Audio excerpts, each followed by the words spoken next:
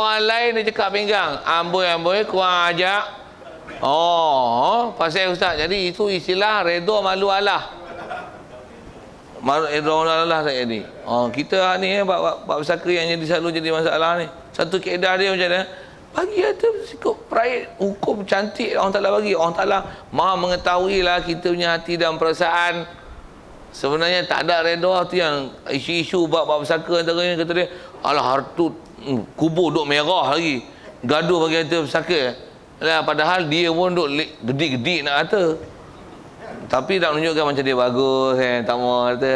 Dia cakap lah bahasa itu, sikitlah ke sana tu. Macam mana pun atas kaedah dia tak nak bagi tu, bagi dia tak nak ikut harta kaedah faraid, bahkan nak bagi ikut kaedah dia dengan bagi sama rata. Syarat tu memang redha, tapi bagi suggestion macam ni lah, bagi dulu ikut faraid, lepas tu tengoklah dia redha tak redha nak bagi ke orang lain dan tahu tidak. Tu tengok. Kalau dah tu memang macam lah, eloklah lah bagi ikut faraid. Itu rasa jawab soalan pertama tu. Dah lupa ikut dah soalan kedua. Slow kat ni, otak slow bagi apa soalan kedua ni? Anak dalam keluarga tu. Kaedah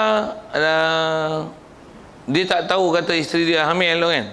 Macam mana isteri hamil, memang habuan anak pesaka dalam perut memang ada. Jadi maksudnya bab pesaka dia tak boleh bagi lagi melainkan setelah sabit kehamilan. Sabit jantan betina, lelaki perempuan. Kaedah dia pun memang dia kena tunggu kelahiran. Kalau nak bagi harta pesaka pun mesti bagi Allahumma salli bagi ikut harta pesaka lah, kaedah harta pesaka lah kan. Cuma atas nak bagi lelaki perempuan pasal tak tahu lagi.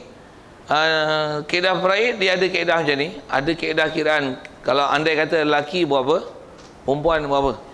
Jadi kaedahnya kalau ada orang yang tak daripada harta pesaka tu, memang bahasa mudahnya tangguh dulu pasal bagi lagi. Apatah lagi kalau kes macam ni, anak dia semua perempuan. Anak dia semua perempuan. Bila perempuan nanti dia tak habiskan harta, boleh jadi harta lelaki. Dengan sebab ada lelaki nanti ada orang lain yang tak dapat. Jadi jangan bagi lagi harta pesaka. Jangan bagi lagi harta pesaka. Jadi kalau masalah harta pesaka macam tu. Jadi kalau atas soalannya bab wasiat tadi, di situ kan tanya itu tadi. Kalau katalah ada wasiat dia memang lulus 1/3 je. 1/3 je. Kalau katalah dia kata yang ni bagi mak tahfiz 10,000, katalah dia bagi angka, tengok berapa harta pesaka yang ada dengan nisbah dia akan mati nanti. Kalau harta dia adalah tak sampai daripada kadar 1/3 10,000 tu, memang lulus bagi je lah. Cuma baki tu nantilah akan dia bagi harta pesaka. Cuma harta pesaka tu nak bagi macam mana? Pasal ada kandungan, tunggu kandungan tu lahir baru bagi. Pasal nak tahu jantan betina ni, lelaki perempuan, sabit memang sabit harta pesaka bagi anak dalam kandungan. Pasal kalau itu yang disoal, saya jawab soalan tu saya. Kod ada saya miss. Pasal slow sikit ni. Ada? Yang dimaksud tanya tu yang mana ni? Betul? Itu maksudnya tak? Pasal nak tengok adakah yang dalam kandungan tu dapat pesaka atau tak dapat pesaka kan? Itu tanya tak? Kalau atas tanya dapat, ya dapat. Ya.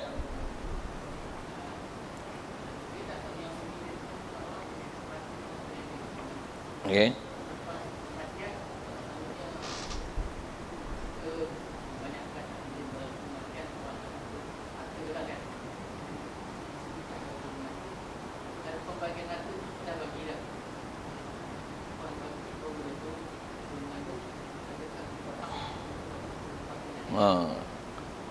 Tu yang kaedahnya mesti ikut pesaka tu, mesti ikut hukum faraid, bukan mengikut apa yang diwasiat.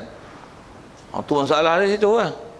Kalau katalah semua setuju di atas harta wasiat, dia tengok wasiat tu lah, wasiat pun wasiat bagi waris kan. Kawan tu nak mati tu kata dia aku bagi gini. Tu yang faham wasiat kafir, bukan wasiat Islam. Patutnya dia kena fikir untuk diri dia, apa yang dengan harta benda dia ada, dia mati esok, hukum dia belanja harta pada tempat kebajikan. Waris dia tak payah fikir lah apa-apa. Pasal dah ada kaedah-kaedah faraid. Tapi dia gaduh gedik-gedik bagi ni anak sulung bagi kereta yang ni tanah gini. Dia tengok bila mati rupanya isteri hamil. Ada anak lagi dalam perut. Apa-apaan? Oncong liau. Pasal dah diagih siap-siap lah. Sepatutnya anak pula anak lelaki. Boleh jadi anak lelaki. Macam mana? Hak tu abang besar, yang lain anak perempuan. Sepatutnya dia besar ni. Tapi yang dah tak dapat dengan sebab telah mengikut wasiat diberi pada waris. Di sisi kaedah batal tu. Batal wasiat tu. Wasiat kepada waris tu batal. Apa kaedah dia? Batal semua. Tunggu kalau disebab tunggu juga kelahiran. Tengok kelahiran nanti. Kalau lelaki lah, kalau perempuan lah. Bahagikan dengan kaedah pusaka berapa sepatutnya yang anak dalam kandungan tu dapat. Itu asal hukum. Itu asal hukum. Macam mana pun kalau katalah masalah redha je dia, redha. Anak kecil tu nak tunggu redha, tunggu dia balik dan matang dalam bab berfikir, bab kata kalau ikut dengan balik 15, matang umur ni biasa umur 18. 18 dia balik, diizin harta ni ambil je lah kakak, adik tak payah. Tunggu umur 18 tahun esok. Mana nak cerdik kat mana? Ke ikut pesaka ke ikut nak tunggu umur 18 minta redha? Maka ikut pesaka senang, ikut hukum faraid yang turut. Ada lain kita tak? Ya.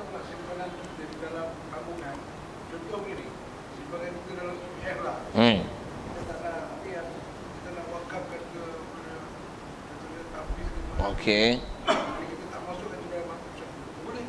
Oh, tak masukkan dalam harta pusaka. Okey. Ya. Bagus soalan tu. Di kaedah bab pusaka ni, walaupun kita tak masukkan, mati je, yang tinggal tu semua jadi pusaka. Itu ayat pertama tu kena faham tu. Walaupun kita tak masukkan. Cuma kalau yang tak masuk apa? Duit insurans, duit khairat kematian, duit bila mati orang berbuah tabung, tepi mayat.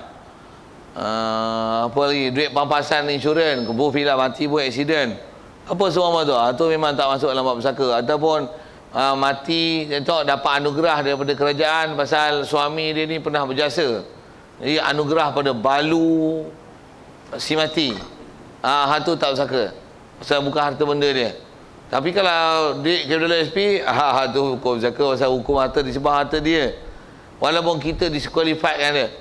Kaedahnya kalau ada pun mungkin macam ni. Harta kita hak lain ada, KWSP ni ada. Katalah amount dia 100,000. Boleh contoh. Harta kita hak lain ni sampai sejuta. Boleh gitu contoh. Jadi kita disqualifiedkan. Yang ni daripada harta pusaka 100,000 ni kita kata untuk tahfiz al-abrar. Semua siap-siap. Kalau aku mati, KWSP adalah untuk tahfiz al-abrar. Dan dia punya amount 100,000 per sejuta harta lain. Boleh? Sah? Sah? Sah ada kecualian tu. Jadi hukum wasiat bagus lah tu. Cerdik lah tu. Kalau ikutkan 1 juta 100,000, 330,000 dia boleh bagi.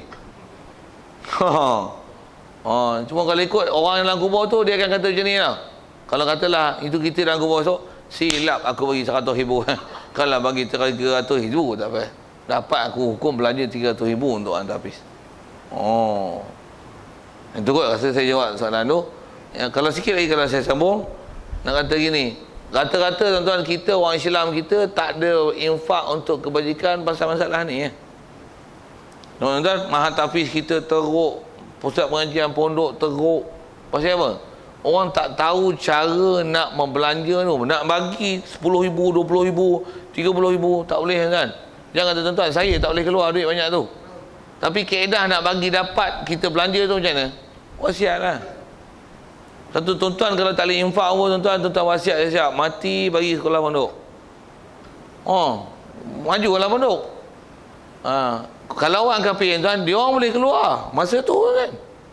Rumah terbakar, dia boleh bagi 50,000, 60,000, 80,000. Dia boleh bagi seketul. Kita, dah. Pasal duit tak ada tu suku. Macam mana pun, kita duit kita yang kita simpan ketul itulah. Untuk macam mana nak majukan tahfiz apa ni? Dah dia wasiat lah. Kita tengok yang ni, aku nak keluar duit pun aku nak pakai. Bila mati habis waris yang dapat. Untuk macam mana hukum kita belanja? Wasiat lah. Amount kita katalah harta kita lebih kurang 300,000. 100,000 untuk tahfiz abrar. Mati yang kita habis siap. Selamat tahfiz tu. Best. Itu kot lebih kurang nak menunjukkan kata kaedah macam mana kaedah wasiat ni sepatutnya dikembangkan, dipahamkan, di-apply dalam masyarakat. Jadi ada institusi pengajian kita esok terjamin lah. Cuma kena tunggu mati dulu. Itu sikit. Dan kena baca Yasin sikit. Saya nak lawak ni setiap minggu baca Yasin. Ya Allah, siapa ada wasiat ni matikanlah cepat dia ni. Maha tapis dah kekurangan dan kekeringan ni. Siapa kalau kematian tu adalah baik untuk dia, saya lawak sampai-sampai itulah kan. Kalau kematian tu adalah baik untuk dia, ya Allah matikanlah dia. Pasal dia mati tu dapat kebajikan, dengan sebab dia mati tu dia tak buat maksiat dan dia akan balik ke dalam keadaan baik. Dan kami pun dapatlah saraan, ya Allah pasal duit kami tengah kering ni, ya Allah. Boleh berdoa itu, dah harus berdoa. Saja saya lawak tu tapi tak sebut. Itu kaedah praktikal untuk macam mana Muhammad Tafiz kita pun sekolah agama boleh bangun. Sekolah agama rakyat ni, yang kerajaan lah, kita tak bicara tu, kita bicara hak ni yang hidup sogan mati tak mahu ni. Macam mana nak dapat dana macam tu lah, yang nak bajak pun. Tapi berapa orang yang ngaji wasiat ni ada 20-30 orang. Tu pun berapa duit yang ada tu. Okay. Sorry saya usik-usik itu pasal kita nak faham hukum. Okey. Ya. Ya. Ya.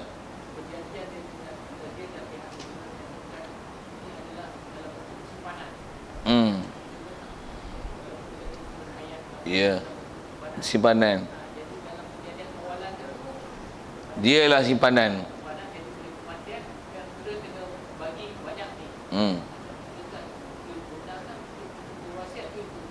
Ya.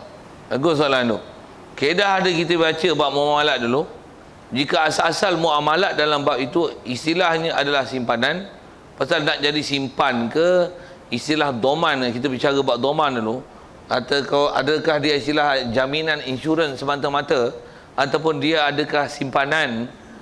Dia nak jadi benda tu adalah di atas lafaz akad. Kalau lani pun kalau tak akad, antaranya agreement dia lah kan. Pasal kita nak berlapas lah ni, berapa orang yang berlapas, banyaknya main saintis tu je. Jadi kalau katalah asalnya dia punya persetujuan itu adalah di atas kaedahnya menyimpan, menabung. Cuma dia ada pulangan dengan imbuhan, dengan janjian begitu. Kalau kata menabung, katalah misalnya dalam kadar dah ada kadar 10,000, kalau mati, walaupun sepatutnya dia akan menabung sampai angka 20,000, katalah itu. Tapi dengan sebab tempoh yang tak matang berlaku kematian, bagi imbuhan pula lagi. Jadi asal nak sebut ialah menabung tu. Jadi yang mana menabung yang 10,000 yang tertabung itu, yang dah ditabung, memang hukum tabung lah. Jadi hukum tu hukum pusaka. Cuma imbuhan yang diberi tu, kod tambah itu sikit.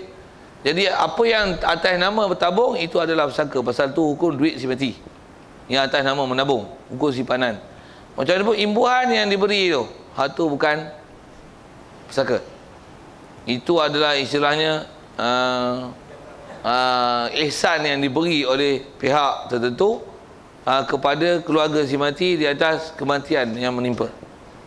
Itu kalau atas istilah menabung ni.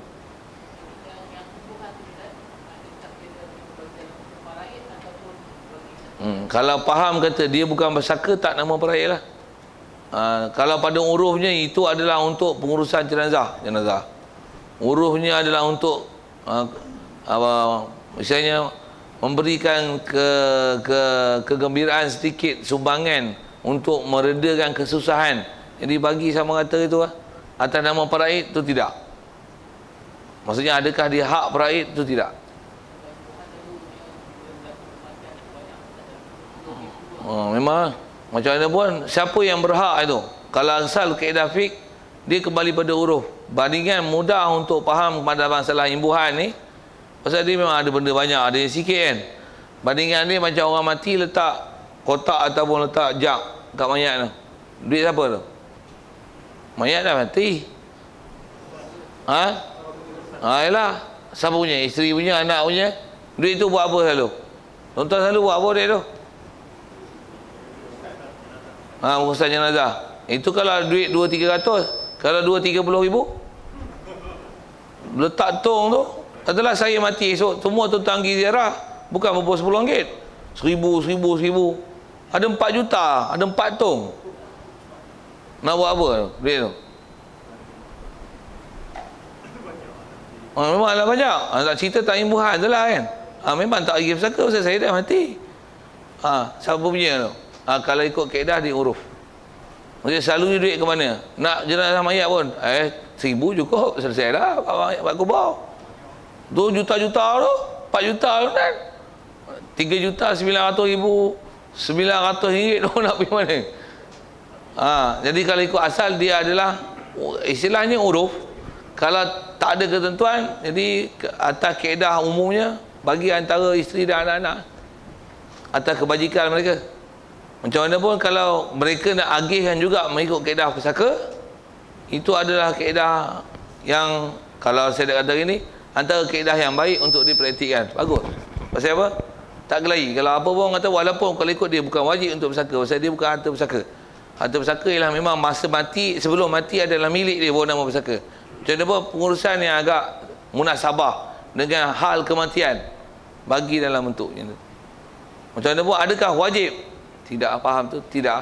Jadi boleh ke bagi sama rata isteri dan anak? Kalau kira anak ada 5, isteri 6, dia 5 campur ni 6, bagi 6. Boleh? Bagi 6. Sama rata? Boleh? Pasal dia bukan pesaka. Dia bukan pesaka. Dia istilahnya ihsan.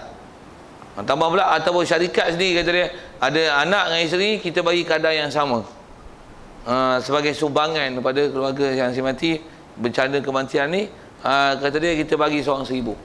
Boleh? Kata kami patutnya jantan 2 kali ganda lah.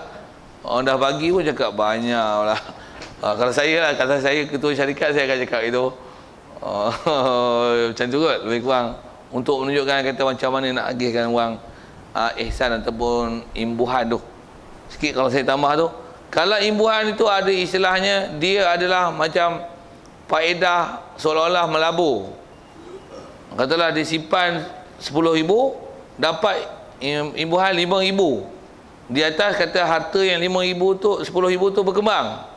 Tu hukum pesaka. Pasal hukum melabur lah, hukum simpanan. Yang simpanan tu berkembang. Tapi kalau bukan atas nama itu, RM10,000 tu atas nama menabung, yang katalah dapat RM15,000 itu atas nama ihsan, pemberian, dia ihsan lah, dia bukan harta pesaka. Saya nak sebut tu status. Hukum yang tak jelas tu, ada benda yang tak ada ketetapan syarak, dia kembali pada uruf. Tu asal hukum yang tu kot. Ada lagi sekitar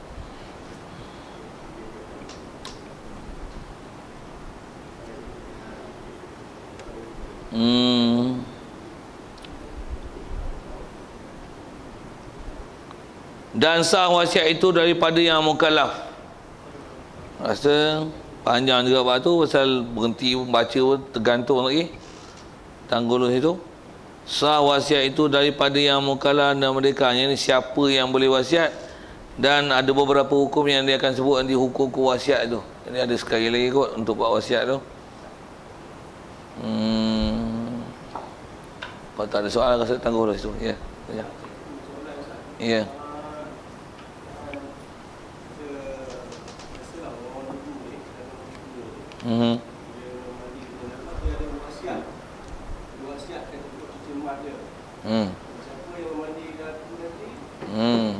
Situ bagi kat dia. Okey.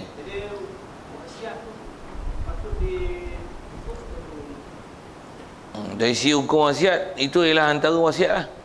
Jadi asal kaedah wasiat, dia sunat hukum membuat wasiat. Dan wasiat tu pula kalau ikut isi kaedahnya, yang tu yang ke depan kita akan jumpa nanti. Hukum menunaikan wasiat itu. Kalau wasiat berkenaan dengan benda wajib, wajiblah. Macam mana pun kalau wasiat itu tak menyalahi syarak, wajib kita menunaikan amanah wasiat. Kalau wasiat itu ialah benda yang menyalahi syarak, haram ditunaikan wasiat itu. Jadi kata kalau contoh dengan cincin tu tadi, dia kata siapa yang mandikan mayat aku ni, cincin tu dia punya. Di atas sifat siapa yang memandi. Tengok-tengok memandi tu, tengoklah siapa tukang mandi, sama ada yang biasa memandi ataupun yang memandi tu mungkin anak dia. Berhak dapat, pasal dia sebut dengan perkataan siapa yang memandi. disebut dengan sifat. Bukan dia kata cincin ni untuk anak aku yang sulung. Yang tu beri harta pada pewaris. Yang ni dia bukan beri pada pewaris.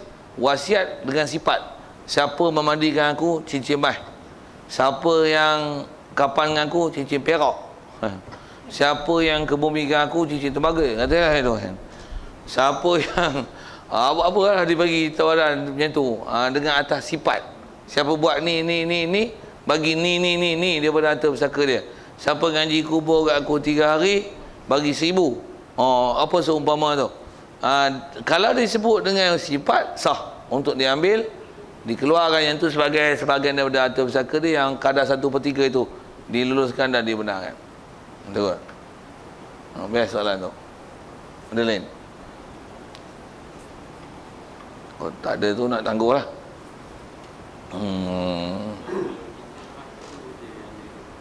Kalau cincin emas tu yang ada, bagus soalan tu.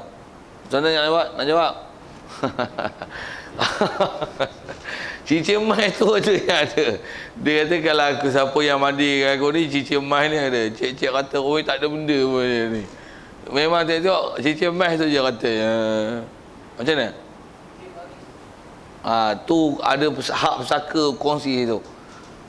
Kalau itulah harta yang ada, pemandi mayat tu hanya dapat 1/3 daripada nilai emas. Pasal pewaris ada. Jadi kalau kata cincin emas tu, nilai dia katalah 900. Hak orang mandi mayat 300 saja, 600 adalah hak waris. Tapi tetap ada hak. Cuma tak dapat semua lah. Best soalan tu. Soalan tu mencabar kitanya kefahaman tu. Kata tadi dapat semua. Kena kait tadi. Jadi kalau jawapan tadi pun sepatutnya saya kena jawapan macam tu lah. Cincin emas itu hak, memang berhak diberi kepada siapa yang mandi jika ada harta lain yang kadarannya melebihi kadar 1/3 daripada cincin emas tersebut. Kalau cincin emas itulah hartanya, kena jawab macam ni. Kalau ikut itu baru jawapan sempurna. Ya.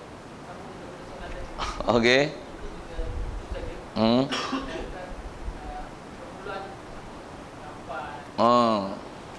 Ya. Tak ada. Melainkan daripada cincin emas tu je lah. Hak tu habis lah. Tak payah cerita lah buat wasiat. Kalau ada hak tu memang habis lah buat wasiat. Tak ada cerita apa lah. Ancong liau tu. Waris pun senyum.